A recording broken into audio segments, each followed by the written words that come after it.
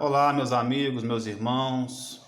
Estamos aí iniciando mais uma reunião de estudo do Evangelho à luz do Espiritismo. Esse encontro nosso semanal, que é um encontro vinculado à nossa casa espírita Eduardo Chapot-Prévot, do município de Caiana, Minas Gerais, né? Então sejam todos muito bem-vindos ao nosso estudo, que é feito semanalmente, baseados nos textos de Emmanuel, em que atualmente estamos estudando os textos de Emmanuel que fazem referência ao Evangelho de Lucas, ok? Bom, o texto de hoje é um texto que está no livro Vinha de Luz, no Fonte Viva, capítulo 60, cujo título é Esmola. Esmola, né? É um tema interessante, né? E não tem nenhuma pretensão nossa aqui de passar perto de esgotar o assunto, mas vamos refletir um pouquinho aqui sobre esse tema, né? O ato de dar esmola ou o ato de receber esmola, né?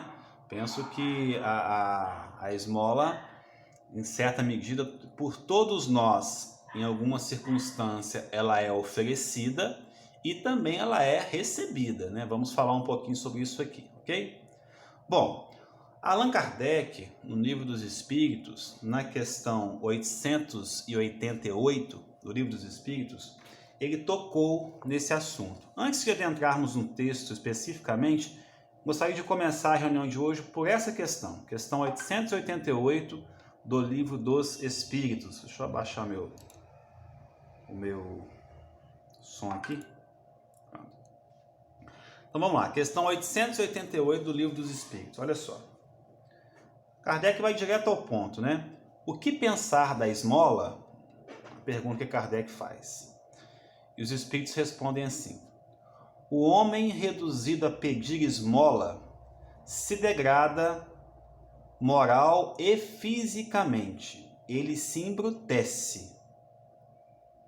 Numa sociedade baseada sobre a lei de Deus e a justiça, deve-se prover a vida do fraco sem humilhação para ele.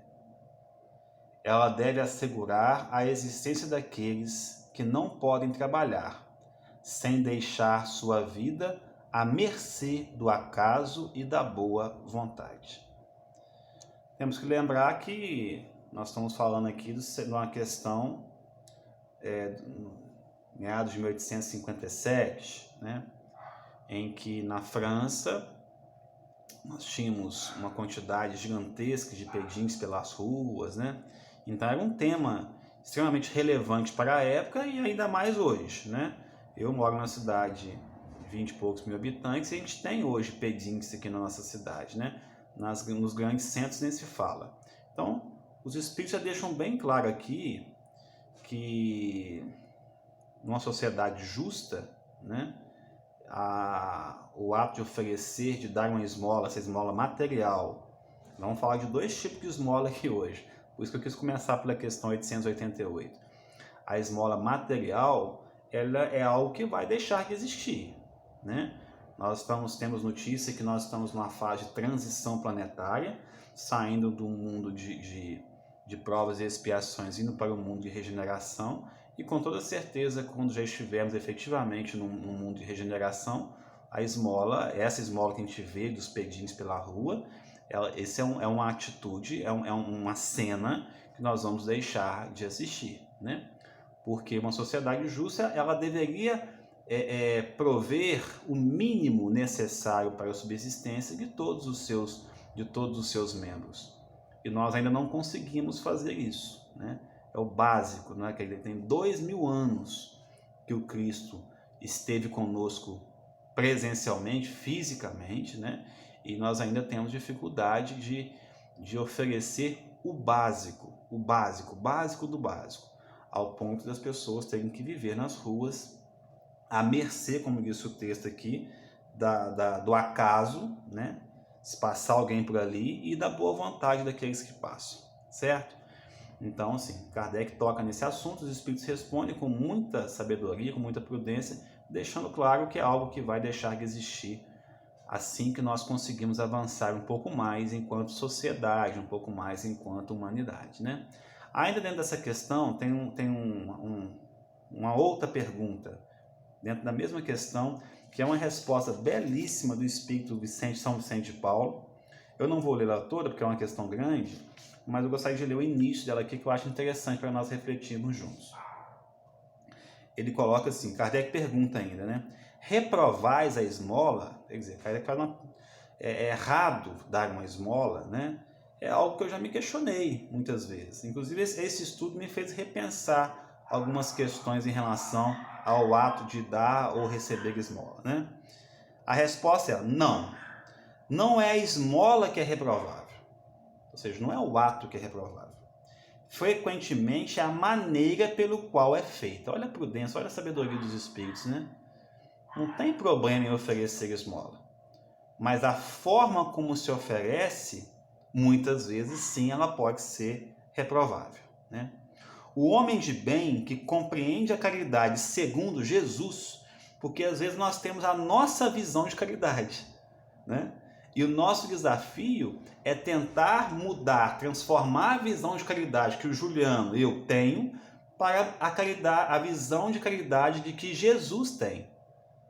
Esse é meu desafio, o desafio de cada um de nós. Falamos na semana passada um pouco sobre visão, né? Precisamos mudar a nossa forma de enxergar algumas coisas. Precisamos buscar a cada dia olhar o mundo com os olhos do Cristo. E é para isso que estamos aqui estudando. Que ao aprendermos mais um pouco sobre o Evangelho de Jesus, passamos a ter uma capacidade um pouco mais dilatada de enxergar com essa grande angular do Evangelho do nosso Senhor Jesus Cristo, né?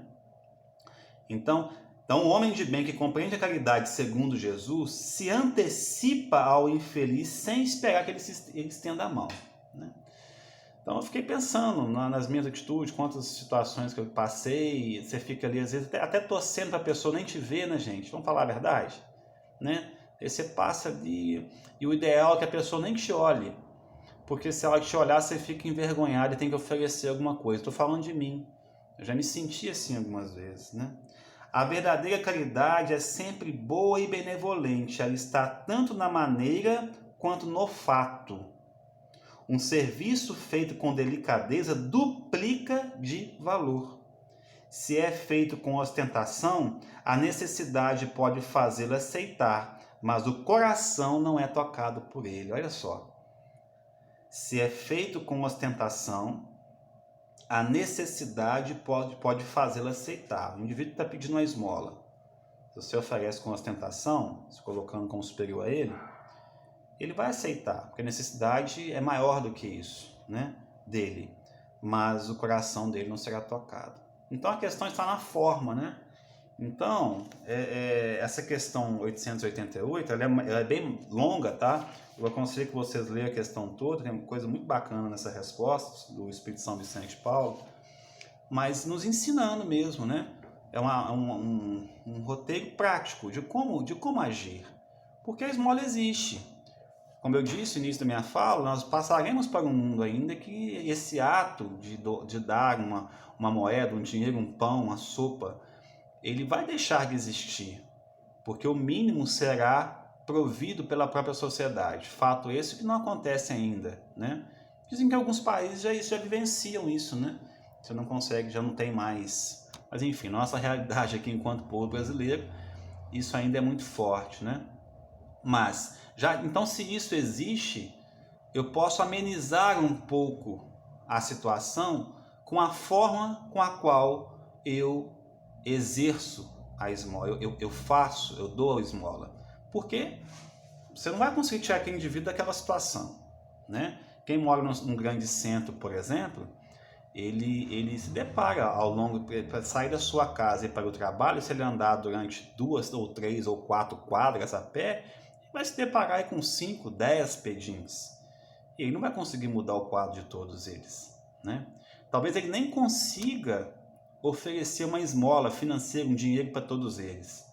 Porque às vezes a pessoa não tem esse recurso. Mas ela pode oferecer, aí nós vamos entrar no texto daqui a pouco, um pouco mais de si, né? Um olhar mais fraterno, um bom dia, mesmo que o pedinte não responda, porque às vezes a vida fez com que ele se enclausurasse tanto que ele não quer ter contato social nenhum, né? Nós não temos o direito de julgar nesse aspecto. mas um olhar compassivo, um bom dia, uma boa tarde, né? um copo de café. Por que não? Eu estou me recordando aqui, meus irmãos, de uma cena que aconteceu comigo. Eu estava na cidade próxima aqui de Pega Felícia, uma cidade um pouco maior, e já tem alguns pedintes, né, nessa cidade. Eu estava com a minha filha mais velha, Juliana. Ela era pequenininha, devia ter uns 5, 6 anos, e nós passamos perto de uma pessoa que estava pedindo, e eu passei meio despercebido, e ela me puxou, falou: papai, ela está pedindo dinheiro, eu tava, né?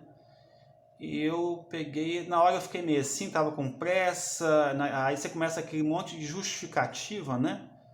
Mental. Isso não vai resolver, não vai mudar a situação do indivíduo, realmente não vai mudar, mas ajuda muito naquele momento ali. Pode ajudar muito, pode ser que aquele R$1 seja o dinheiro com o qual ela vai comprar um pão, que é o único alimento que ela vai ter naquele dia, né? Mas como eu estava com a minha filha, né, aí as coisas mudam de figura, né? São quando os filhos passam a ser os nossos mestres da vida, né? E aí eu olhei assim e falei: tá, filha, eu peguei e tirei uma moeda assim que eu tinha no bolso, vai lá, coloca pra ela na bolsinha dela, tinha uma latinha assim. Que minha filha foi e colocou aquela moeda, uma nota, não lembro bem o que era. Mas eu olhei a Juliana, minha menina, olhar para aquela senhora com um olhar tão fraterno, mas tão fraterno, que aquilo me marcou profundamente. E aí cabe a pergunta, né? Na verdade, quem é que ofereceu a esmola naquele momento ali? Fui eu ou foi a minha filha, né? Que nível de esmola que eu consegui oferecer e que a minha filha conseguiu oferecer? Então, acho que no campo da esmola material, digamos assim, nós precisamos refletir com mais profundidade sobre isso, né? Chico Xavier, nosso querido Chico, a gente sempre que vai pensar, conversar sobre um tema, a gente tenta lembrar do Chico, né? O Chico tem algumas histórias sobre esmola, né? Não vou poder contar aqui todas por causa do tempo, mas pesquisem aí. Tem uma que ele estava nos Estados Unidos e que ele recebe uma esmola, como se fosse um mendigo mesmo, né? Uma história muito interessante, uma viagem que ele faz com o Valdo Vieira. Pesquisa aí na internet, vocês vão achar. História de Chico pedindo esmola nos Estados Unidos com viagem com o Valdo Vieira. Põe alguma coisa assim que vai aparecer algo a esse respeito, né? E tem uma história também famosa dele, que o Ramiro Gama, naquele livro Lindos Casos de Chico Xavier, em que o Chico fica sabendo que um patrão seu, anterior, né, nos primeiros serviços dele, tinha desencarnado. E tinha desencarnado em profunda miséria financeira. E o Chico pede licença ao seu atual patrão e sai. Ele não tinha dinheiro, porque ele ficou sabendo que o patrão dele seria enterrado no chama de rabecão, né? Naqueles caixões da prefeitura. Acho que só abria a porta assim e o corpo caía dentro da cova. Porque o Chico, muito comovido com aquilo, ele sai pela cidade de Pedro Leopoldo pedindo esmola, porque ele não tinha dinheiro, só pedindo mesmo, com o chapéuzinho dele. Olha o Chico aí. Fico imaginando o Chico pedindo esmola, né? Pedindo esmola às pessoas, e as pessoas começaram a se comover com aquilo, ao ponto de um pedinte da cidade, que era um cego, chegar e oferecer para o Chico toda a esmola que ele tinha recebido no dia anterior. E com aquilo o Chico conseguiu providenciar um caixão para o seu antigo patrão, né? No final da tarde, Emmanuel aparece para o Chico, apenas dá um sorriso para ele, e com aquele sorriso do Emmanuel, o Chico compreendeu que naquele dia ele soube caminhar baseado nos ensinamentos de Jesus, né? Fico imaginando receber um sorriso desse de um benfeitor como Emmanuel, né? Por falar em Emmanuel, agora sim nós vamos ao texto dele, porque Emmanuel aprofunda bastante nesse tema, nos mostrando talvez um outro tipo de esmola que nem sempre a gente para raciocinar, ok? Vamos lá. O versículo bíblico, meus irmãos, que nós estamos estudando, está em Lucas 11:41. Na tradução do Haroldo fala assim: todavia, dai as coisas interiores como dádiva. É bem diferente da tradução que o Emmanuel baseou o texto dele. Na tradução que o Emmanuel baseou o texto, tá assim, ó: antes da esmola do que tiveres. Porque a palavra esmola, o que o Haroldo explica na sua tradução, tinha um significado de coisas interiores, por isso que ele trouxe essa expressão coisas interiores. Mas vamos pegar a tradução que o Emmanuel se baseou, que talvez fique mais fácil entender o texto nesse caso aqui. Olha só, é assim o versículo, olha só. Antes da esmola do que tiverdes, e eis que tudo vos será limpo. Esse é o versículo Lucas 11:41. Antes da esmola do que tiverdes, e eis que tudo vos será limpo. Qual que é o contexto desse versículo? Jesus é convidado, isso começa lá em 11, deixa eu ver aqui, 11:37. É convidado por um fariseu, e Jesus tinha ele era um pouco mais firme com os fariseus, né? Talvez por ele ser dotado de um conhecimento maior da lei mosaica, Jesus dá a impressão que ele não tinha muita paciência. Eu acho que o termo não é bem esse, não podemos imaginar que Jesus não teria paciência, né? Mas ele era um pouco mais firme, acho que a expressão mais correta era essa, um pouco mais direto com os fariseus. Um fariseu, percebendo ali, né, que Jesus já era uma notícia, Jesus já tinha feito várias curas e tal, convida Jesus para jantar ou almoçar na sua casa. Deixa eu ver se é almoçar ou jantar. Fala em comer, não sei se é almoçar ou jantar. E aí, aqui deve falar... jantar com ele. Jesus chega, aceita o convite, né? Chega na casa do fariseu, imagina a cena. O fariseu chama o Cristo, vem cá, vem jantar comigo. Chega lá, senta, Jesus senta, tal, e já vai jantar. O fariseu fica incomodado com o fato dele não ter lavado as mãos, né?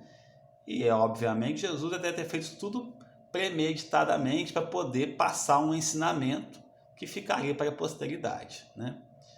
E aí, quando o fariseu, né, passa para o Cristo que ele ficou incomodado com esse fato, que era uma prática, né, muito forte entre eles, Jesus começa uma série de recomendações e alerta ao fariseu. E esse versículo nosso que estuda é um desses, né? Antes da esmola do que tiver. Na verdade é um diálogo grande, longo, em que Jesus deixa claro a diferença entre você conhecer e você vivenciar.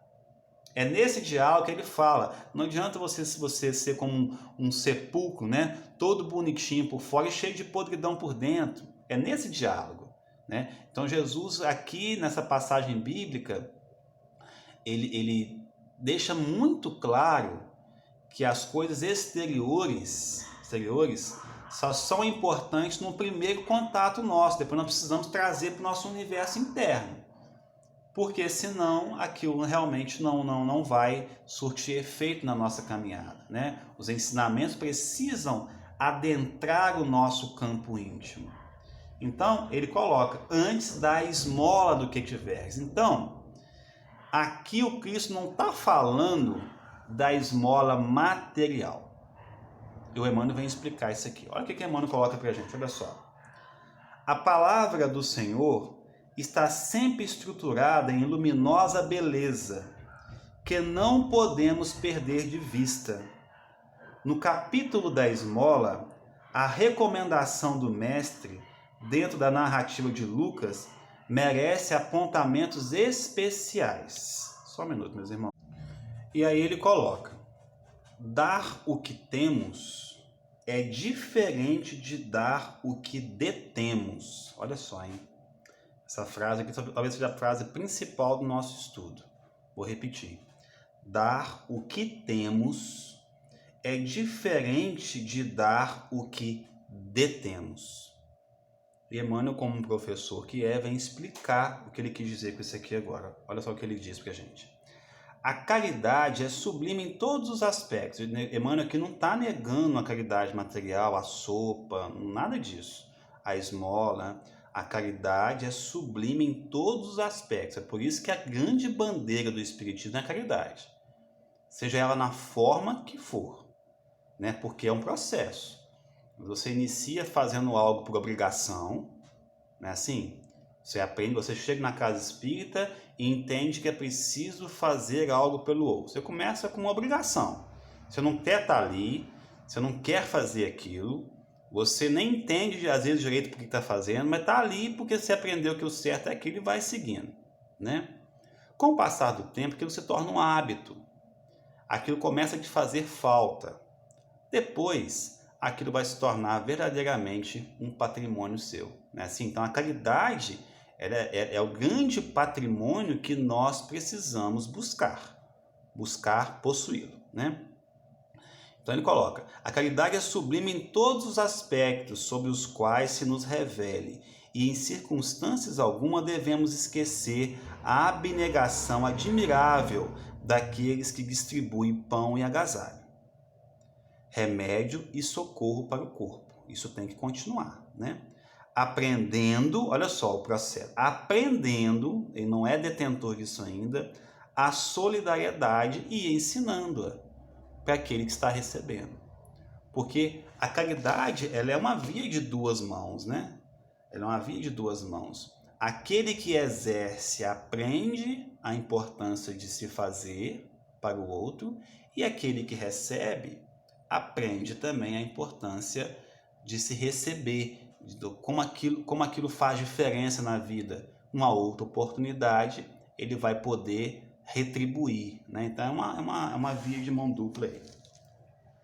É justo, aí ele continua, é justo, porém, salientar que a fortuna ou a autoridade são bens que detemos. Então, provisoriamente. Então, tudo que você faz de caridade, de esmola, baseado em autoridade, eu tenho poder, então eu posso fazer isso, ou baseado em dinheiro, em recursos, você está oferecendo algo que você detém provisoriamente. Nós só temos, meus irmãos, nós só temos verdadeiramente aquilo que nós não conseguimos tocar, não é?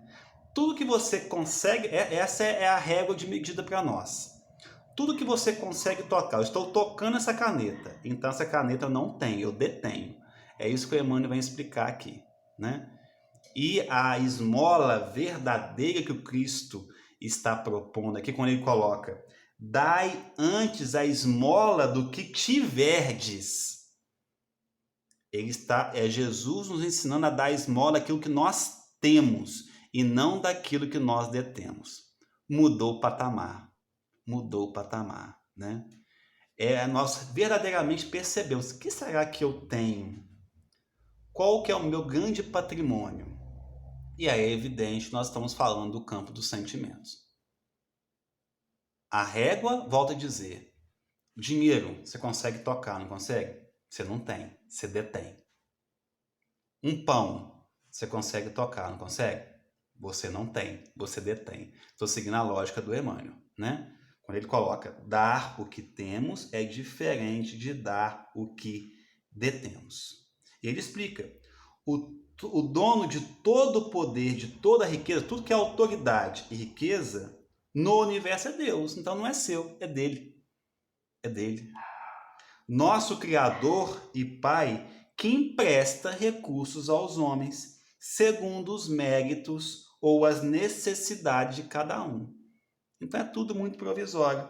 E aí ele começa a nos fazer pensar que agora, olha só o Emmanuel nos fazendo pensar. Não olvidamos assim as doações de nossa esfera íntima e perguntemos a nós mesmos, a um grande mergulho em nós mesmos: o que temos de nós próprios para dar? E aí, meus irmãos? Qual que é o nosso patrimônio? O que você conseguiu oferecer hoje que é verdadeiramente seu? Esse inventário, né? Fazer esse inventário de nós mesmos não é fácil, não. Vou deixar algumas interrogações que o Emmanuel deixou aqui. Aí nós vamos, cada um pense aí, né? Isso aqui são interrogações para serem refletidas o resto da nossa existência.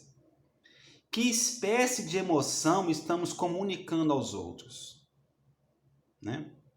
Você é aquela pessoa que chega e carrega o ambiente? Tem pessoas que são assim. Você conversa meia hora com a pessoa, você se sente carregado. É o patrimônio que a pessoa tem, ela despejou o que ela tem em você, né? Que reações provocamos no próximo? Quando a gente despeja, quando a gente chega, nós provocamos reações, que está vinculado a uma lei de afinidade e tal, mas nós provocamos reações. Nós precisamos analisar isso. É quando eu chego, eu não provoco, as pessoas não ficam mais irritadiças, mais nervosas. Pode ser que você está provocando isso, porque é um patrimônio que você tem, é o que você está levando. Porque patrimônio nem sempre é algo bom, né? Que distribuímos com os nossos companheiros de luta diária? E aí nós estamos falando especificamente do círculo doméstico. Qual é o estoque de nossa pergunta é fantástica. Essa pergunta que é fantástica. Qual é o estoque de nossos sentimentos? Eu fiquei imaginando assim, né? Um pote de paciência, um pote de perdão, um pote de indulgência, um pote de fraternidade, um pote de solidariedade, um pote disso, um pote de capacidade de olhar o outro como irmão, um pote de irmandade, né? Como é que tá esse estoque dos nossos sentimentos aí? Interessante, né? Pergunta bacana. Qual é o estoque dos nossos sentimentos? Que tipo de vibrações espalhamos? Né? Vivemos num mundo de ondas, ondas eletromagnéticas, ondas sonoras. Que tipo de vibrações nós estamos espalhando? São algumas questões que o Emmanuel coloca, né? Então eu vejo que esse texto ele é extremamente profundo. Eu estou caminhando para o fim, porque nós não conseguimos realmente esgotar aqui, porque ele adentra em questões muito profundas, né? Mas a questão é, quando pensarmos no tema esmola, lembremos disso. Existe a esmola material, que é importante de ser feita, né? E nós temos aí orientações no Livro dos Espíritos de como fazê-la. Faz parte desse mundo nosso ainda de provas e expiações, né? Mas aqui Jesus vem tratar de uma outra esmola.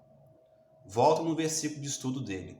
Antes da esmola do que tiver. E tem outro, meu Deus, não pede muito.